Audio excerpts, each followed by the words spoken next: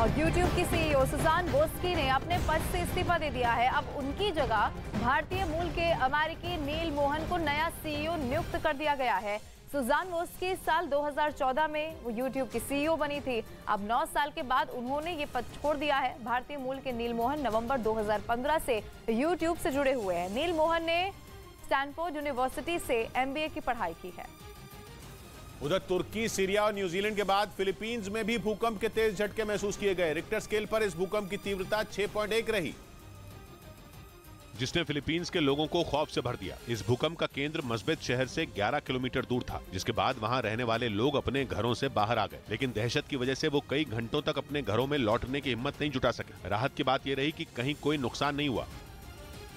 इधर दिल्ली के हैदरपुर बादली मेट्रो मोड़ स्टेशन के पास बड़ा हादसा हुआ। मेट्रो साइट पर शटरिंग का एक हिस्सा अचानक से ही गिर गया, जिसकी चपेट में आने से वहां मौजूद एक आदमी गंभीर रूप से जख्मी हो गया। शटरिंग गिरते ही मौके पर अफरा तफरी मच गई। बताया गया कि जब शटरिंग का हिस्सा गिरा उसी वक्त ये आदमी वहां से अपनी गाड़ी लेकर गुजर रहा था। भारी भरकम लोहे की शटरिंग गिरने से गाड़ी का आगे का हिस्सा पूरी तरीके से दब गया। हादसे के बाद घायल ड्राइवर को नजदीक के अस्पताल में भर्ती कराया गया, जहाँ उसकी हालत गंभीर बनी हुई है। उत्तरी पीतमपुरा की ओर जाने वाले आउटर रिंग रोड पर यह हादसा मेट्रो साइट पर शटरिंग हटाने के दौरान हुआ। हादसे की सूचना मिलने के बाद DMRC के अधिकारी मौके पर पहुँच गए और हादसे की जाँच की बात कही। इधर दिल्ली की पटियाला हाउस कोर्ट ने ठगी के आरोपी सुकेश चंद्रशेखर को एक नए मामले में ईडी की रिमांड में भेज दिया। ये नया मामला 4 करोड़ की धोखाधड़ी से जुड़ा है, जिसमें सुकेश को 9 दिन के लिए ईडी की हिरासत में भेजा गया। जांच एजेंसी ने अदालत को बताया कि धोखाधड़ी के इस मामले में उससे तिहाड़ जेल में पूछताछ की गई, लेकिन उसने सवालों के सही जवाब नहीं दिए, जिसके बाद कोर्ट ने सुकेश चंद्रशेखर को ईडी की हिरासत में भेज दिया।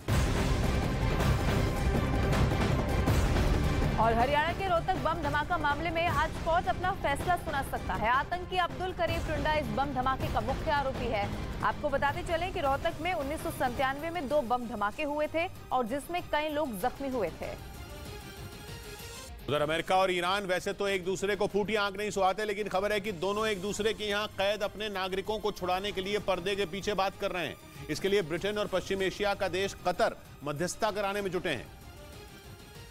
लेकिन अमेरिका और ईरान के बीच जो अघोषित कोल्ड वॉर छिड़ी हुई है, उसे देखकर लग नहीं रहा कि उनकी बात बन पाएगी। ईरान की जेलों में अमेरिका के कम से कम 3 नागरिक कैद हैं, और जब से ईरान के यहाँ हिजाब विरोधी प्रदर्शन शुरू हुए हैं, वो एक के बाद एक अपने ही लोगों को मौत के घाट उतारे जा रहा है। बल्कि उसने 6 अरबी राजनीतिक कैदियों तक को फांसी की सजा सुना दी है। ऐसे में अमेरिका को अपने नागरिकों की जान का डर सता रहा है।